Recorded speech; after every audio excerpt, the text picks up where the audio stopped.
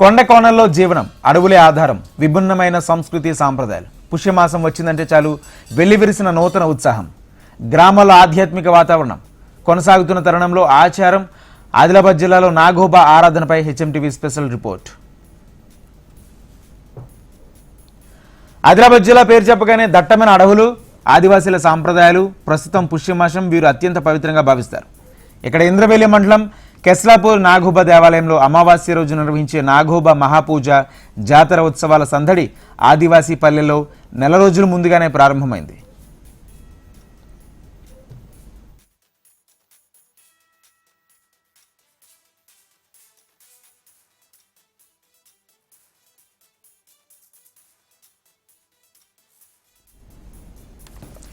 అమావాస్య రోజున మహాపూజకు నాగోబా ఆలయం ముస్తాబవుతుండటంతో ఈ ఉత్సవాలు నిర్వహించే ముస్లిం వంశస్థులు వారి ఆచార కట్టుబాట్ల ప్రకారం ఇక్కడ ఉత్సవాలు సాగుతాయి. ప్రస్తుతం గత 3 రోజుల క్రితం ముస్లిం వంశస్థులు గంగా నీళ్ల సేకరణ కోసం గోదావరి నదికి కాలినడకన బయలుదేరారు.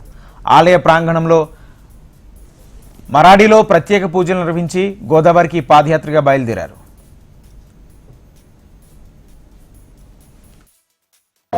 ఆదిలాబాద్ పట్టణం మార్వాడి ధర్మశాల శ్రీ వెంకటేశ్వర ఆలయం నుండి గత 14 సంవత్సరాలు పూర్తి చేసుకొని ఇది 15వ సంవత్సరం.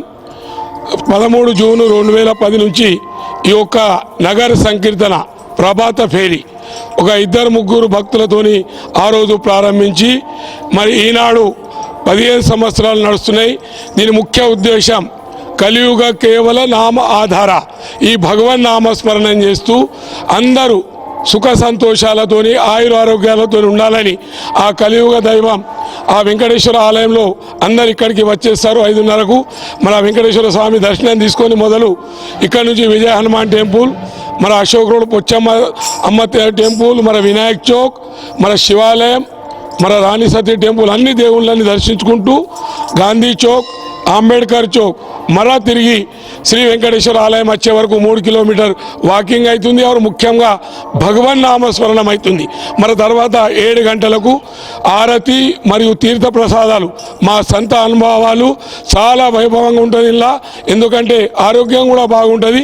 అందరు సంతోషంతో ఉండాలని ఆ స్వామివారి శ్రీ వెంకటేశ్వర స్వామి యొక్క కృపా కటాక్షలు మన మీద ఎల్లవేళలా ఉండాలని మరి ఇంకా ఆదిలాబాద్ పట్టణ వాసులకు ఈ మీడియా ద్వారా మేము తెలియజేయమంగా మీరు కూడా ఎవ్వరు కూడా దీనికి రావచ్చు. మరి మనం ఇష్టం ఉన్నప్పుడు రావచ్చు, దానికి ఏం లేదు. మనం ఎప్పుడన్నా కూడా ఈ 12 నెలలు మాత్రము 365 రోజులు ఈ కార్యక్రమం నడుస్తుంది.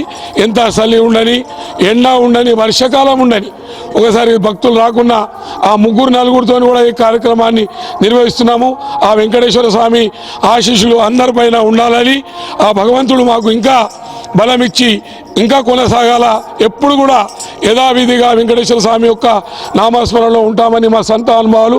మరొకసారి అందరికీ భక్తులకు ధన్యవాదాలు. ఇక్కడ వచ్చిన వాళ్ళందరికీ మరి వెంకటేశ్వర స్వామి కృపా కటాక్షాలు అందరిపైన ఉండాలని కోరుకుంటున్నాను.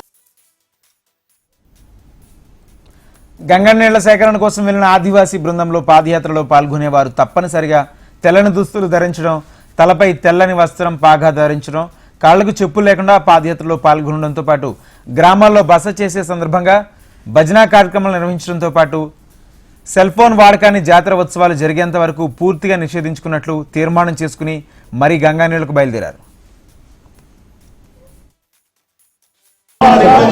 నా పేరు మెస్రం శేఖర్ బాబు.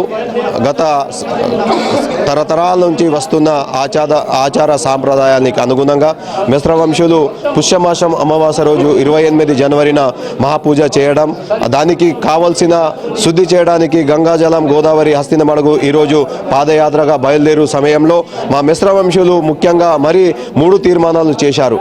ఎందుకంటే ఆ తీర్మానాలను ఖచ్చితంగా తూచా తప్పకుండా పాటించాలని, ఎందుకంటే భావి తరాలకు సంస్కృతి సాంప్రదాయం ఖచ్చితంగా అందించాలి. అది ఎందుకంటే మా యొక్క వేషధారణ ఖచ్చితంగా తలకు తెల్లటి రుమాల్, శరీరానికి తెల్లటి షర్టు, అలాగే ఖచ్చితంగా ధోతితోనే రావాలి, అది సాంప్రదాయానికి మంచిది అనేసి తీర్మానం చేశారు. అలాగే ఈ నవయుగ కంప్యూటర్ యుగంలో సెల్ ఫోన్ మోజులో యువత బాగా చెడు మార్గాల్లో పయనిస్తున్న సందర్భంలో ఖచ్చితంగా సెల్ ఫోన్ని కూడా ఏదైతే దీక్ష పరీక్ష సమయంలో 7 రోజుల పూజ అయ్యేంత వరకు సెల్ ఫోన్లు కూడా వెంట రావద్దనేసి మేము కూడా కరాఖండిగా ఈరోజు తీర్మానం చేయడం జరిగింది.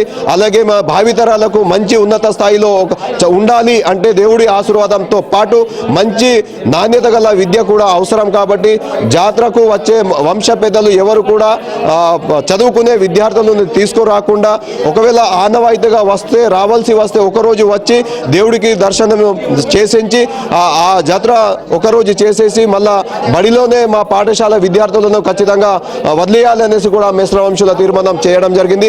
ఎందుకంటే నాణ్యమైన విద్యతో పాటు ఉన్నతమైన స్థానంలో కూడా మిశ్ర వంశులు ప్రతి ఒక్క చోట ఉండాలనేసి దిశానిర్దేశం చేయడానికే కంకణంతో కట్టి చేసిన నిర్ణయాన్ని వంశ పెద్దల నిర్ణయంగా కట్టుబడి ఉంటామనేసి తీర్మానం చేశారు. ఈ పాదయాత్ర బృందానికి వివిధ ఆదివాసీ గ్రామాల్లో ఘనంగా స్వాగతం పలుకుతూ విడిది చేసే చోట ప్రత్యేక ఏర్పాట్లు చేపట్టారు. అయితే భావితరాలకు తమ ఆచార కట్టుబాట్లు తెలిపే విధంగా తమ ఆచార కట్టుబాట్లకు విలువనిస్తూ తీర్మానం చేసుకున్నట్లు నిర్వాహకులు తెలిపారు. గత 3 సంవత్సరాల నుండి నేను నిరంతరంగా వస్తున్నాను. అయితే ఇందులో మంచి అనుభవాలు ఏంటిదంటే ఆరోగ్యంతో పాటు దైవ నామస్మరణ అనేది జరుగుతూ ఉంది. ఇది నా మనస్సుకు ఎంతో ప్రశాంతతను ఇస్తుంది. మంచి ఆరోగ్యాన్ని కాలినడక ద్వారా మంచి ఆరోగ్యాన్ని పొందుతున్నాను.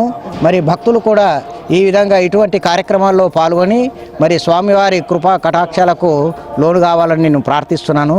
సర్వే జన సుఖినో భవంతు.